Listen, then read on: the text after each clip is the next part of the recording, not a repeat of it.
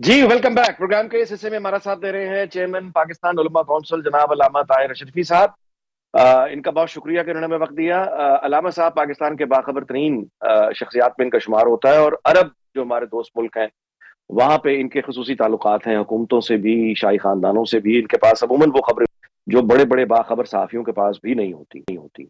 कोशिश करते हैं कि अल्लामा साहब आज हमसे कुछ शेयर करें। अल्लामा साहब, पहले तो आपका बहुत बहुत शुक्रिया कि आपने हमें प्रोग्राम के लिए वक्त दिया। इसके साथ ही मैं सवाल भी अर्ज कर देता हूं कि 8 फरवरी के बाद जो निज़ाम हुकूमत बना, उसके बाद मिसाल के तौर पे सऊदीया जो वज़ीर आज़म का विजिट हुआ, सऊदीया से एक बिजनेसमैन का एक ग्रुप पाकिस्तान में आया, लेकिन अब वो मामला ज़ेरे बहस नहीं है। इसकी क्या वजह है? क्या वो वहां दिलचस्पी की कमी हो गई है या किसी और चीज का इंतजार है? बिस्मिल्लाहिर्रहमानिर्रहीम नहमदुहु व नुसल्ली व नुसल्लिमु अला रसूलिहिल करीम। बहुत शुक्रिया आपका, आपने मुझे दावत दी अपने प्रोग्राम में। पहली गुजारिश तो ये है कि पाकिस्तान और सऊदी अरब के जो ताल्लुकात हैं वो दो कौमों के ताल्लुकात हैं, दो मुल्कों के ताल्लुकात हैं, ईमान और अक़ीदे के ताल्लुकात हैं। लिहाजा उसमें हमारे यहाँ जो गर्मी सर्दी आती है ये असरअंदाज नहीं होती है, ना इसका असर होता है। मामलात ये है कि मैं समझता हूँ कि SIFC के बनने के बाद हमारे अरब इस्लामी ममालिक के जो बिजनेसमैन हैं या हुकूमतें हैं वो मुतवज्जे है पाकिस्तान की तरफ, लेकिन मेरा अपना ख्याल है, जो मेरी मालूमात है, कि कुछ हमारा जो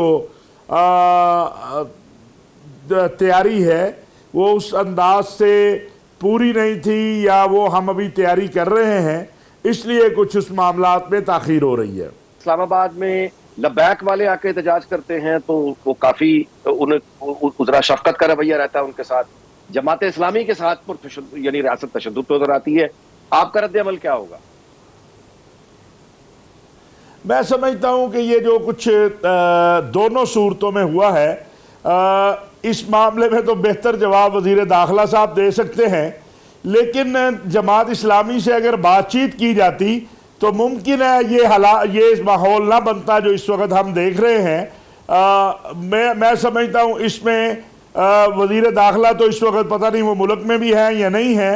वज़ीर आज़म साहब को इनिशिएटिव लेना चाहिए और उन्हें कोशिश करनी चाहिए कि जो पाकिस्तान की मजहबी सियासी जमातें हैं उनके साथ बातचीत की जाए और मुल्क के अंदर माहौल को बेहतर किया जाए। खुद मियाँ शहबाज शरीफ बार बार ये कहते हैं कि आए बातचीत करते हैं, तो आज भी बातचीत से ही मसले को हल होना चाहिए था। जो माहौल बना ये नहीं बनना चाहिए था। अच्छा अल्लामा साहब, अभी हमने जो PTI की जो पॉलिटिक्स है उसमें वो तो खैर बानी PTI खुद ही कहते हैं कि लीडर बड़ा होता है वो है जो यू टर्न ज्यादा लेता है, तो उनके यू टर्न को नई बात तो है नहीं, लेकिन जो ताज़ा तरीन एक तरह का सियासी यू टर्न देखने में आया वो उमर अयूब की तरफ से कुछ लगा कि ऑलिव ब्रांच ऑफर की जा रही है। आज अलीमा खान साहबा ने कहा कि ये तो बेसिकली नून लीग और पीपल्स पार्टी है जो चाहती है कि PTI और एस्टैब्लिशमेंट आमने सामने आ जाए। PTI हरगिज नहीं चाहती। लेकिन उसके साथ ही आपने वज़ीर आला KP ने जो तकरीर बन्नू में की है वो भी सुन ली, तो ये इसमें क्या रद्द-ए-अमल होगा आपका? देखिए, मैं समझता हूँ कि इमरान खान साहब को मैंने जो ज़ाती तौर पे मशवरा दिया था जब वो वज़ीर आज़म थे उस वक़्त भी, और जब वो वज़ीर आज़म से चले गए उस वक़्त भी, वो ये था कि आपकी लड़ाई सियासी जमातों से है, सियासी जमातें सियासी जमातों से लड़ाई करें।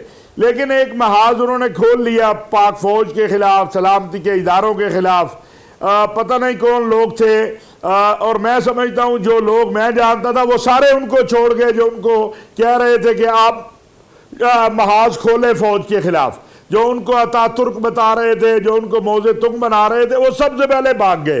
तो मैं समझता हूँ सियासी जमातें आपस में लड़ती रहती हैं, लेकिन ये जो अंदाज इख्तियार किया गया पाक फौज के और सलामती के इदारों के खिलाफ, ये किसी तौर पर भी दुरुस्त नहीं था, और अगर वो इससे रुजू कर रहे हैं तो ये अच्छी बात है। अच्छा, ये फरमाइएगा कि क्या अमली तौर पर PTI पर पाबंदी लगाना मुमकिन होगा? मजीद क्या हासिल हो जाएगा पाबंदी लगाने?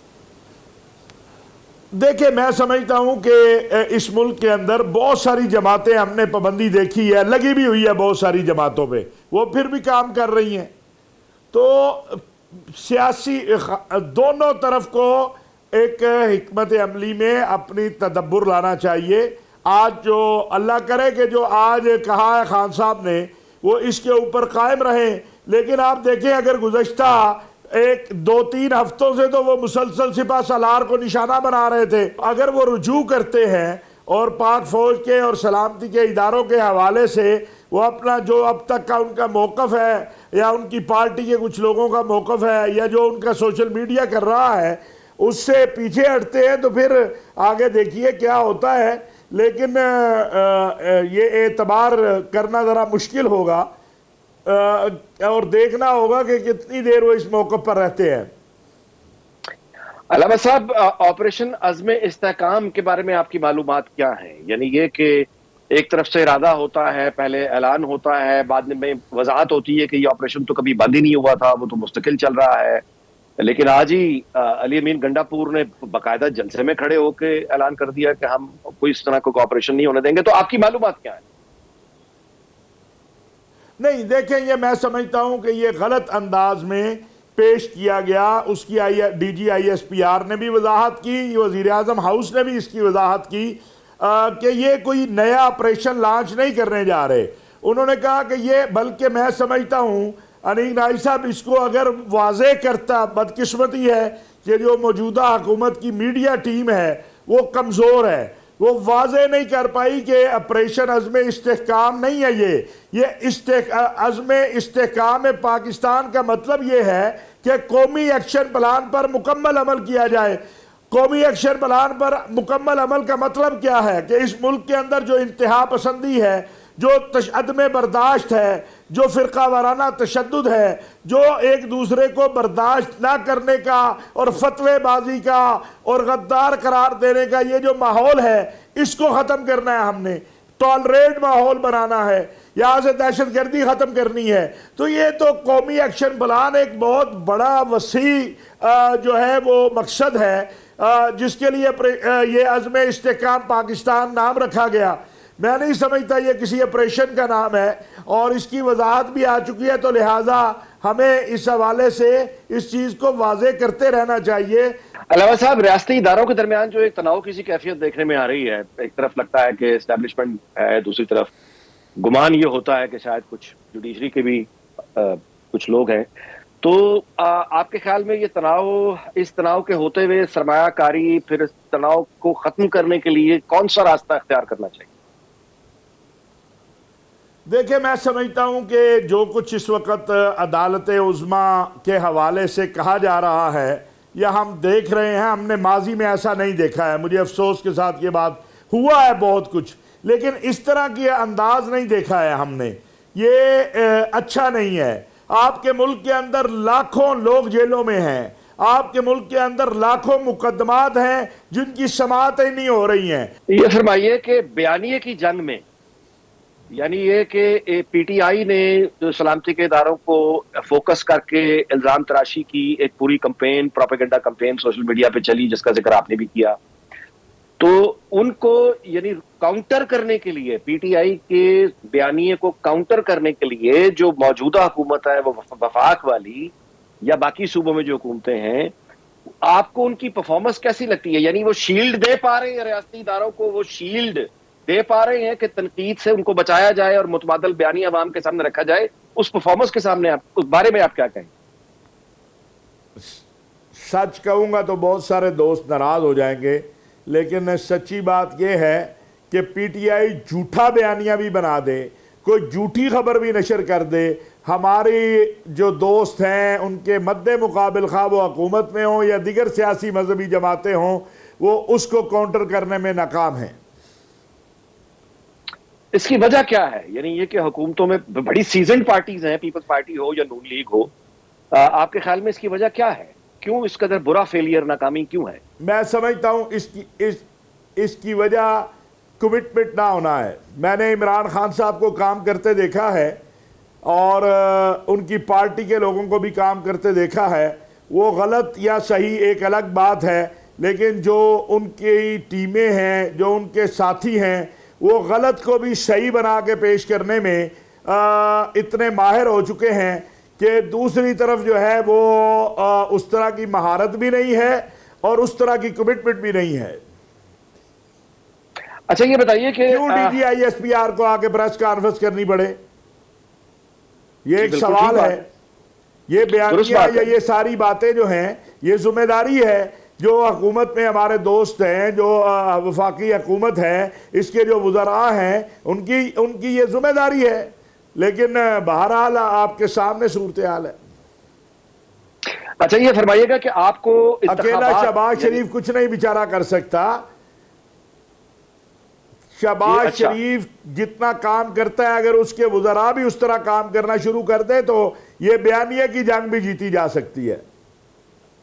فرمائیے گا کہ آپ اسلام آباد میں بیٹھے ہیں، سرگوشیاں کیا سن رہے ہیں؟ یعنی یہ کہ موجودہ حکومت آپ کو اپنا وقت پارلیمنٹ یا حکومت یا آپ کو اپنا وقت یعنی مکمل کرتے دکھائی دے رہے ہیں، یا وہ جو بانی پی ٹی آئی کی کال آئی ہے کہ دسمبر میں انتخابات ہونے والے ہیں، تیاری کریں، کتنا سیریس ہے یہ دعویٰ؟ نہیں، میں سمجھتا ہوں یہ تو بس اپنے ساتھیوں کارکنوں کو حوصلہ دینے والی بات ہے۔ ابھی کوئی ایسا ماحول نہیں ہے کہ جس میں آپ کہیں کہ شہباز شریف صاحب کی حکومت جا رہی ہے اور کوئی آ رہا ہے۔ ابھی ایسا ماحول نہیں ہے۔ اگلے آنے والے وقت میں ماحول بن جائے، مولانا فضل الرحمان صاحب یا کوئی ایسا بڑا الائنس بن جائے، کوئی صورتحال بگڑ جائے، معاشی حالات بگڑ جائیں۔ لیکن اس وقت بلوں کی جو صورتحال ہے وہ بڑی ہی تکلیف دہ ہے۔ تو اس سارے حالات میں اگر کوئی ایسے ہی میں سمجھتا ہوں فی الوقت کوئی ایسا معاملہ نہیں ہے۔ حکومت کو بھی فوکس کرنا چاہیے۔ اچھا یہ فرمائیے گا کہ کیا حکومت کا یہ خدشہ آپ کو درست لگتا ہے کہ بانی پی ٹی آئی کو اگر رہا کر دیا گیا یا وہ رہا ہو گئے تو پھر حکومت کا یعنی مدت پوری کرنا ممکن نہیں ہوگا؟ آپ کو یہ خدشہ درست لگتا ہے؟ میں یہ بات سمجھتا ہوں کہ اگر عمران خان جیل سے باہر آئیں گے تو پھر آپ کو عمران خان کی بات ہی ماننی پڑے گی۔ یعنی یہ پھر یعنی کچھ بھی ہو سکتا ہے، پھر انتخابات بھی ہو سکتے ہیں۔ عوامی جو ایک دیکھیں، اس آپ نے خود بات کی ہے، ایک بیانیہ ہے، وہ سچ کہیں یا جھوٹ کہیں ان کا بیانیہ بک رہا ہے، مد مقابل کوئی سامنے نہیں ہے۔ اچھا یہ فرمائیے گا کہ پختونخوا کی تھوڑی بات کر لیں۔ پختونخوا اور بلوچستان کی بے چینی وہ کسی سے چھپی ہوئی نہیں ہے، لیکن اب جو دہشت گردی کے واقعات ہیں، ہمارے افواج، ہمارے آفیسرز، ہمارے نوجوان تقریباً روز کی بنیادوں پہ شہید ہو رہے ہیں، لیکن ایک طرف ان کے خلاف ہی پروپیگنڈا بھی ہے اور دوسرا پی ٹی آئی کی جو پختونخوا کی حکومت ہے ان کی جانب سے بھی ایک ہاسٹیلٹی، بڑی اوپن ہاسٹیلٹی وہ سامنے ہے۔ تو پھر یہ مسئلے کا حل کیسے ہوگا؟ دیکھیے میں گزارش کروں، دو چیزیں ہیں۔ ایک تو اب ہمیں افغان حکومت سے بات کرنی چاہیے، بڑی وہ کلیئر، کہ بھائی دیکھو ہم نے 42-43 سال سے خون دے رہے ہیں، مال دے رہے ہیں، جان دے رہے ہیں، آپ آ گئے ہیں، اب بس کریں یار، اب یہ خونی کھیل بند ہونا چاہیے۔ صوبہ خیبر پختونخوا اور بلوچستان کی عوام کو جی میری گزارش یہ ہے علامہ صاحب کہ آپ کے خیال میں کیا یہ کنسرنز، یہ خدشات پہلے پہنچائی نہیں جا چکے؟ ان کو کئی بار میری اطلاع کے مطابق یہ باتیں پہنچائی جا چکی ہیں۔ دیکھیں میرا خیال ہے کہ باتیں پہنچاتے رہنا چاہیے اور کلیئر کرنا چاہیے۔ دوسری بات جو سب سے اہم ہے میں سمجھتا ہوں وہ یہ ہے کہ اعتماد میں لینا چاہیے بلوچستان کی عوام کو بھی اور خیبر پختونخوا کی عوام کو بھی۔ بڑی بدقسمتی یہ ہے کہ ہم اعتماد میں لیتے ہیں نوابوں کو، وڈیروں کو، ہم عوام تک اس کے اثرات نہیں پہنچ رہے۔ علامہ صاحب آج کارگل کے حوالے سے اس کو یاد کیا جا رہا ہے، مثال کے طور پہ بھارت نے بھارتی وزیر اعظم جو ہے وہ اس نے پھر آج ایلیگیشن لگایا ہے پاکستان پہ۔ اس سے پہلے 16 جولائی کو بھارتی جو فوجی کچھ افسر جو ہیں ہلاک ہوئے ہیں ایک حملے کے نتیجے میں۔ پاکستان کا نام دوبارہ سے کشمیر کے حوالے سے بھارتی میڈیا میں بہت زیادہ ڈسکس ہو رہا ہے، اور آج مودی نے سیدھا الزام لگایا ہے کہ پاکستان نے کوئی سبق نہیں سیکھا اور وہ آج بھی ٹیررزم کے حوالے سے وہی پرانے الزامات پاکستان پر ہیں۔ یہ نوبت کیوں آ گئی ہے؟ ہم دیکھیے جب آپ انٹرنل آپ داخلی طور پر کمزور ہوتے ہیں تو آپ کا دشمن جو ہے آپ پہ ہر طرح سے حملہ آور ہوتا ہے. ہمیں یہ بات تسلیم کر لینی چاہیے کہ گزشتہ چند سالوں میں ہندوستان نے ہمارے نیچے جو پاؤں کے نیچے جو کارپٹ تھا اس کا بہت سارا حصہ کاٹا ہے. اس نے ہمارے دوستوں میں جا کے اپنا مقام بنایا ہے. اس نے ہمارے دوستوں سے جا کے بات چیت کی ہے. وہ دنیا کا ایک بڑا ملک ہے معاشی اعتبار سے بھی اور باقی بھی, اور ہم آپس میں لڑنے میں لگے رہے ہیں. یہ بات ہمیں ماننی ہوگی کہ اگر آج مودی کو عالم اسلام عالم عرب میں جگہ ملی ہے تو اس کا سبب ہم ہیں, اس کا سبب مودی کی جو ہے مودی نہیں ہے. ہم آپس میں لڑ رہے ہیں اور وہ اپنا کام کر رہا ہے. روزانہ کی بنیاد پہ جو ہندوستان کی تعریف ہے وہاں چھپ رہی ہے, اور جو پاکستان ان کا دوست ہے اس کو اپنے یہاں سے فرصت ملے گی تو وہ باہر کچھ کرے گا نا. ہماری یعنی جو پارلیمنٹ ہے, ایک قوم کی اجتماعی دانش, قوم یہی توقع کرتی ہے کہ اجتماعی ذہانت وہاں پہ ہے, اور وہ ذہانت جو منتخب ہو کے نہیں پہنچ پائی, طریقہ کار یہ رکھا گیا تھا کہ وہ مخصوص نشستوں کے یعنی پارٹیز ان پروفیشنلز کو پارلیمنٹ میں جگہ دیں. تو اب ایک طرف سے افغانستان کے ساتھ ہمارے تعلقات اور وہاں پہ ایک بے چینی جو سرحدوں پہ موجود ہے, دوسری جانب بھارت ہے, وہاں پہ مودی نے آج جو کچھ کہا ہے وہ آپ کے علم میں بھی ہے, ہم سب جانتے ہیں. تو یہ ہماری پارلیمنٹ میں یہ مسائل یعنی ہم کوئی توقع رکھیں کہ سنجیدگی سے کوئی بحث ہو, ہم یعنی دائیں اور بائیں کشیدگی رکھ کے, اور آپس میں بھی یہ جو لڑائیاں جاری ہیں, تو اس طرح ہم کیا مستقبل بنا پائیں گے؟ دیکھیے یہ تو کوئی توقع آپ مت رکھیں کہ یہ جو پارلیمان میں ہمارے نمائندے بیٹھے ہیں ان کی یہ سوچ بھی آئی ہے. اللہ کرے دعا کر سکتے ہیں, التجا کر سکتے ہیں اللہ تعالیٰ سے کہ ان کو عقل دے کہ یہ سوچیں کہ ہمارے خلاف ہو کیا رہا ہے اور ہم نے اس سے کیسے نکلنا ہے. یہ تو ہمارے دوستوں کو فکر ہی نہیں ہے. ان کو اپنے ٹی اے ڈی اے کی تو ضرور فکر ہے, اپنی تنخواہیں بڑھانے کی بھی فکر ہے, اور اپنے لیے نئی گاڑیاں لینے کی بھی فکر ہے. قوم کہاں پہ کھڑی ہے, ملک کہاں پہ کھڑا ہے, کون. اگر آپ اپنے پارلیمان کے 10 ممبروں کو روز اپنے پروگرام میں بلائیں اور ان سے کہیں کہ وہ ڈسکس کریں آپ کے ساتھ کہ ہمارے عرب دنیا سے ریلیشن کیا ہے, افغانستان سے کیا ہے, انڈیا سے کیا ہے, ہماری مشکلات کیا ہے, میرا خیال ہے کہ اللہ ماشاء اللہ 70% کو تو پتہ ہی نہیں ہوگا کہ کرنا کیا ہے. جی, تو یہ پھر اب یعنی یہ فرمائیے گا کہ یہ بھی آپ سے پوچھنا چلوں کہ جو یہ کچھ سرگوشیاں ہمیں نے سنی تھیں, کوئی پی سی او کی یا کوئی ایکسٹرا کانسٹیٹیوشنل میجر کی, ایمرجنسی کی, یا کوئی اس طرح کا کوئی نظام کہیں زیر بحث ہے یا یہ بس افواہیں ہیں؟ نہیں, میرا نہیں خیال ہے, نہ ماحول ہے, نہ میرا خیال ہے اس طرح کا کوئی نظام ہے.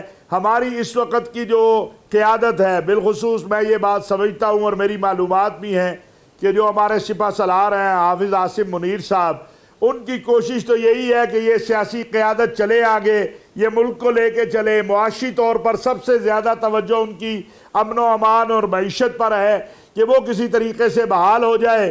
اور اگر یہ نہیں کر سکیں گے, اور ناجی صاحب آج ایک جملہ میں آپ کے پروگرام میں کہتا چلا جاؤں, آج تک کوئی فوجی حکمران خود نہیں آیا ہے, ان سیاستدانوں نے جا کے پاؤں پکڑے ہیں کہ اللہ کا واسطہ آ جاؤ. اب فوج نے موقع دیا عمران خان کو بھی, یہاں بھی موقع ہے, کریں ڈیلیور کریں قوم کو. لیکن ظاہر ہے کہ اگر وہ ڈیلیور نہیں خان صاحب کو جتنی حمایت فوج کی تھی اور آج جتنی حمایت ہے تو قوم کو ڈیلیور نہیں کریں گے آپ. تو الٹیمیٹلی جب قوم سڑکوں پہ نکلے گی, جب یہاں نارکی ہوگی, تو پھر آپ خود رستہ دیں گے ان کو, تو آپ مت رستہ دیں. جی علامہ صاحب, وہ آپ سے کہہ رہے ہیں کہ آپ بہتر کریں, ہم آپ کے ساتھ کھڑے ہیں.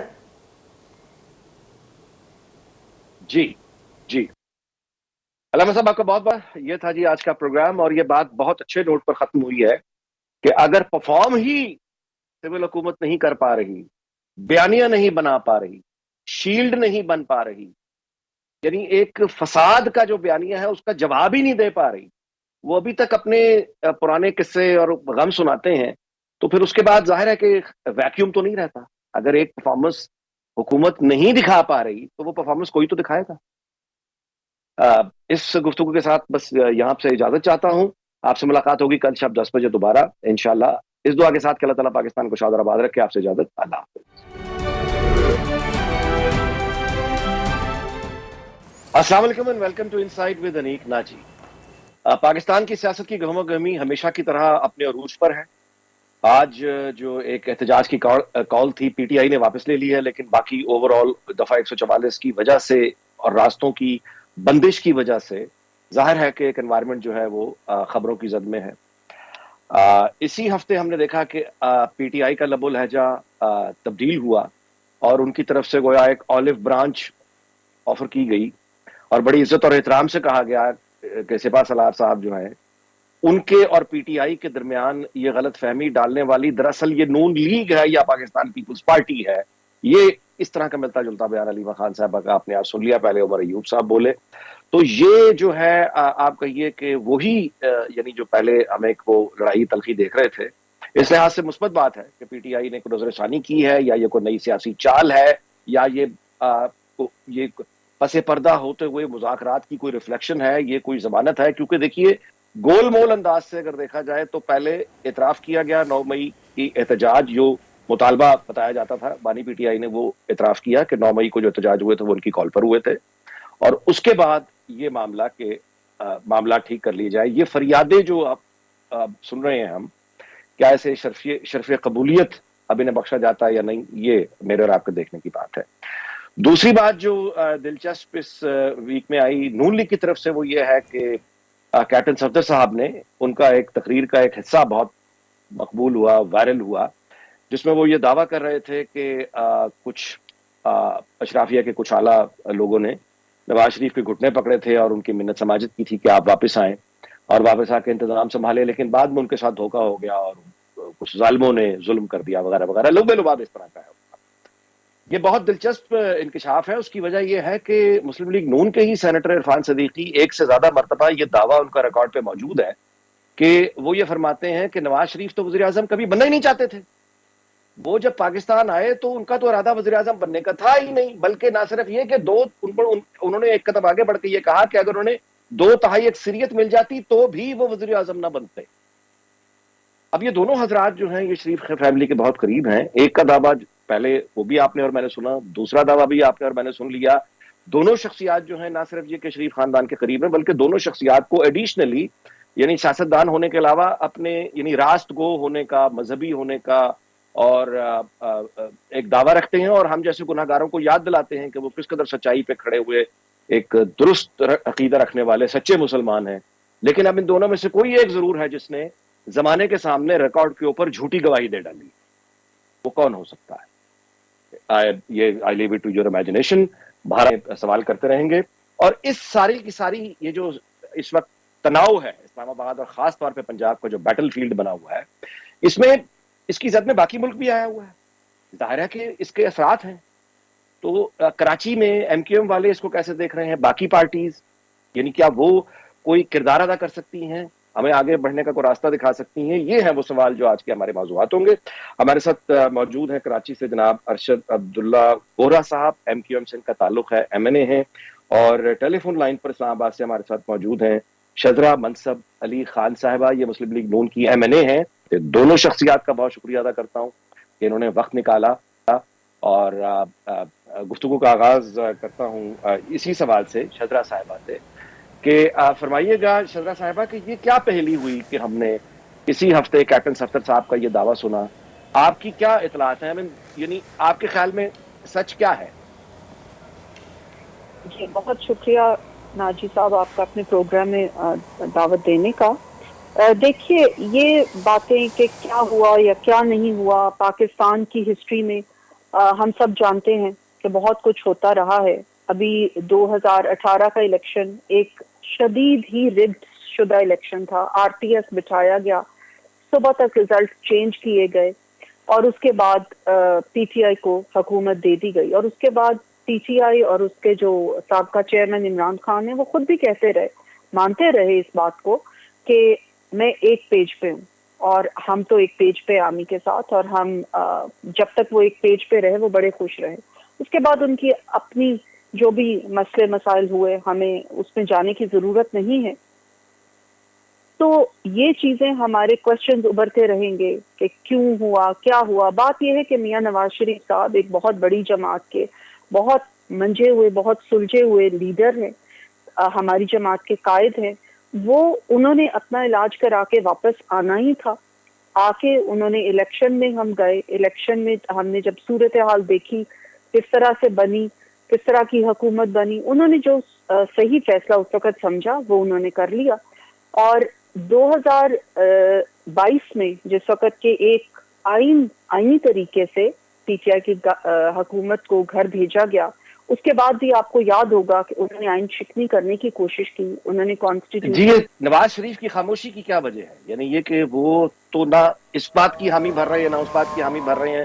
آپ کے خیال میں کیا انہیں سامنے آ کے پوزیشن اپنی کلیئر کرنی چاہیے تاکہ آپ اور آپ کے ساتھی بات کو ویسے نہ جواب دے جیسے بھی آپ دے رہی ہیں؟ مطلب آپ کے پاس ایک کلیئر جواب ہونا چاہیے نا دینے کے لیے.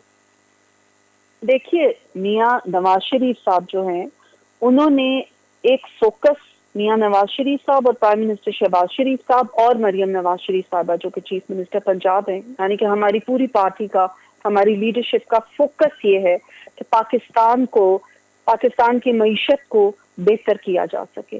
پاکستان جو ڈیفالٹ کے دہانے پہ جا چکا تھا، اور ساری دنیا اس بات کی گواہ ہے کہ ہمارا حال جی وہ ہونے لگا تھا. اس وقت بھی مثالیں دی جاتی تھی کہ جو سری لنکا کا حال ہوا، خدا نخواستہ پاکستان کا بھی وہ حال نہ ہو جائے. گورا صاحب گفتگو میں شامل کرتے ہیں. آپ یہ بتائیے کہ آپ یعنی آپ مطلب ہے کہ ایم کیو ایم اس پوری صورتحال کو کیسے دیکھ رہی ہے؟ یعنی یہ جو تلخی ہے اور یہ جو ایک تناؤ کی کیفیت ہے، ایم کیو ایم کس طرح سے دیکھ؟ دیکھیں نائی صاحب، تھینک یو، آپ نے اس پروگرام میں لیا. لیکن جہاں تک میں سمجھتا ہوں کہ جو بھی میری بہن نے بات کی ہے کہ 2018 جو ہے، اصل میں 2018 پاکستان کے لیے ایک ٹرننگ پوائنٹ ثابت ہوا. 2018 کے الیکشن میں جس طریقے سے جو ایک پودا بویا گیا اور اس کے بعد انسٹیڈ آف گوئنگ ٹورڈز جو ہے ایک چینج جس کا کہ نعرہ لگایا گیا تھا، وہ چینج جو ہے وہ بربادی کی طرف چلا گیا. چینج جو ہے وہ چاہے وہ پولیٹیکل انسٹیبلٹی ہو، اکانومیکل انسٹیبلٹی ہو، اس طرف چلا گیا. اور میں یہ سمجھتا ہوں کہ اس کے بعد سے اب تک پھر جو ہے یہ ہمارے لیے بہت مشکل ہو گیا ہے چیزوں کو سنبھالنا اور چیزوں کو اس نہج پر لے کر آنا کہ کہیں کوئی چیز اچھی نظر آنے لگے اور عوام کہیں پر اطمینان کا سانس لیں، سکون کا سانس لیں. It is very unfortunate. میں یہ سمجھتا ہوں کہ دیکھیں، آج اگر پاکستان پیپلز پارٹی اور پی ایم ایل این آپ کو دو حکومتوں میں ایک صفحے پر نظر آئے، چارٹر آف اکانومی پہ تمام پولیٹیکل پارٹیوں کو، تمام سیاسی پارٹیوں کو چارٹر آف اکانومی پر بیٹھنا چاہیے اور پھر ایک وہ سمت نکالیں جس پہ کہ سارے لوگ جو ہے وہ اتفاق کریں اور جو نظر آئے کہ عوام کی فلاح و بہبود کے لیے، عوام کی بہتری کے لیے، اس ملک کے استحکام کے لیے یہ راستہ جو ہے وہ درست ہے. اور پھر اس کے بعد آنے والے دنوں میں جو بھی پارٹی رول کرے وہ اس کو فالو کرے اور اس میں پھر کوئی جو ہے نا پولیٹیکل چینجز نہ آئیں، اکانومیکل چینجز نہ آئیں. جو روڈ میپ ڈیسائیڈ کیا جائے اسی روڈ میپ کو فالو کیا جانا چاہیے. آپ کو موجودہ پارلیمنٹ کے اندر وہ کیپیسٹی وہ سخت لگتی ہے؟ وہ آپ کو اتنا یعنی ویژن دکھائی دیتا ہے موجودہ قیادتوں میں کہ اس آپ نے جو فرمائش کی ہے اس پر لوگ راضی ہو سکے، بیٹھنے کے لیے تیار ہو سکے؟ دیکھیں، میں اس وقت میرے خیال سے تو کوئی آپشن نہیں بچا. آپ جہاں تک موجودہ اسمبلی کی بات کر رہے ہیں تو موجودہ اسمبلی میں بھی دیکھیں ایک ظاہر سی بات ہے ایک جماعت کی طرف سے جس طریقے سے اس اسمبلی میں بیہیویئر جو آ رہا ہے وہ نہیں آنا چاہیے. جس طریقے سے کہ پی ٹی آئی کے لوگوں نے جو ماحول اپنایا ہوا اسمبلی میں، وہ ماحول اسمبلی کا ہونا نہیں چاہیے. جب آپ اسمبلی میں ہر وقت یہی لڑائی جھگڑا اور نعرے بازی اور یہ سب کچھ ہوگا تو پھر آگے کی طرف ملک کیسے بڑھے گا؟ شہزاد صاحب فرمائیے گا کہ جھوٹا پروپیگنڈا یہ اپنے عروج پر رہا، پچھلے 3-4 سالوں میں تو بہت ہی عروج پر رہا، اور اب بھی یعنی آپ کی حکومت نے اپنے پنجاب میں قانون سازی بھی کی، اعلانات بھی کیے، لیکن آپ کے اپنی پارٹی کے لوگ جھوٹے پروپیگنڈے کے وکٹم تھے، ہیں اور دکھائی یہی دیتا کہ کل بھی رہیں گے. یہ کیوں کوئی اتنا یعنی آپ کوئی ایفیکٹو سسٹم ابھی تک انٹروڈیوس نہیں کر سکے، امپلیمنٹ نہیں کر سکے؟ دیکھیے یہ جو پروپیگنڈا، فیک نیوز، ڈس انفارمیشن یا مس انفارمیشن کا سلسلہ ہے، یہ صرف ہمارے ملک میں نہیں بلکہ پوری دنیا میں اس وقت ایک پرابلم ہے، ایک اس کا ایک ایشو بنا ہوا ہے۔ نہ صرف یہ بلکہ جو اب ڈیپ فیک آ گئی ہیں جس میں کہ اے آئی کے استعمال سے ویڈیوز بنتی ہیں، اور میں آپ کو ایک مثال ابھی دیتی ہوں کہ ہماری ایم پی اے اور انفارمیشن منسٹر عظمہ بخاری صاحبہ کے خلاف پچھلے 1 یا 2 دن سے ایک بہت ہی گھٹیا قسم کی فیک نیوز چلائی جا رہی ہے، جو جہاں پہ ان کا کوئی ویڈیو بنا کے تو وہ دکھایا جا رہا ہے۔ یہ اس قسم کی ہراسمنٹ، اس قسم کی جو ہے سائیکولوجیکل وائلنس سوشل میڈیا پہ جب استعمال ہوتی ہے، لوگوں کی عزتیں اچھالی جاتی ہیں، لوگوں کے بارے میں غلط افواہیں پھیلائی جاتی ہیں۔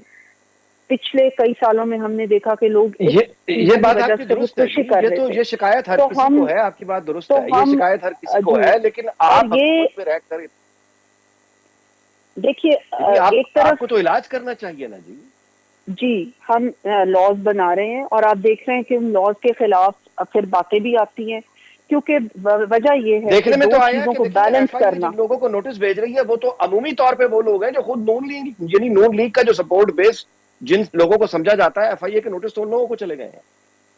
دیکھیے اب جب فیک نیوز یا اس قسم کی ڈس انفارمیشن کو پکڑنا ہے تو میرا خیال ہے پھر یہ حکومت اگر ایسی کوئی چیز کرے گی تو ابو پارٹی لائنز کرے گی۔ اور دوسری بات یہ ہے کہ جو ڈیفیمیشن لاز ہیں بلکہ ہمارے ملک میں وہ اس طریقے سے نہیں کارگر جس طرح کے باقی ملکوں میں وہ ہیں۔ باہر آپ دیکھیں، باہر ویسٹ کے یا جتنے بھی ملک ہیں وہاں پہ ڈیفیمیشن لاز بڑے اسٹرانگ ہیں۔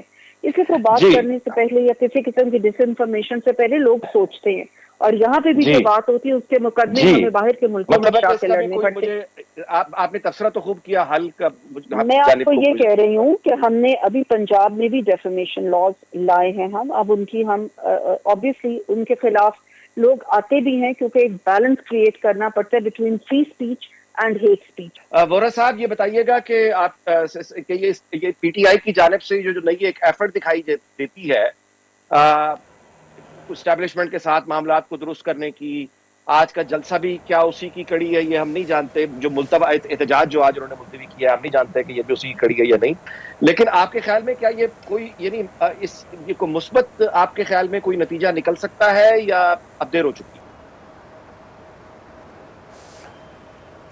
دیکھیں بالکل، اگر جو ہے کوئی پازیٹیو اپروچ کی ہے اور اگر پی ٹی آئی واقعی چاہتی ہے کہ جو وہ ملک کے اداروں کے خلاف، ملک کے حساس اداروں کے خلاف خاص طور پر اس قسم کی جو ہے وہ سوشل میڈیا پہ جو انہوں نے ایکٹیویٹی کنٹینیو کر کے رکھی ہوئی ہے اور انٹرنیشنلی جو ہے وہ ہمارے ملک کو جو ہے وہ غیر مستحکم کر رہے ہیں، اگر وہ ان کی عقل میں آ گئی ہے اور وہ یہ چاہتے ہیں کہ وہ پازیٹیولی اس کو لے کر آن دی ٹیبل بیٹھ کر ڈسکس کریں اور اپنے قبلے کو درست کریں، تو پھر انہیں یہ کرنا پڑے گا، اس کے بغیر گزارا نہیں ہے۔ اس کی وجہ یہ ہے کہ یہ پھر جس پالیسی پر یہ عمل پیرا ہیں، ایون یہ کہ دیکھیں ایک طرف تو جلسے کی اجازت ملی، لیکن دوسری طرف آج میں پھر آپ کو ریپیٹ کر رہا ہوں کہ بنوں میں جو آج جلسہ کیا ہے، آپ اس جلسے کی اسپیچ تو دیکھیں۔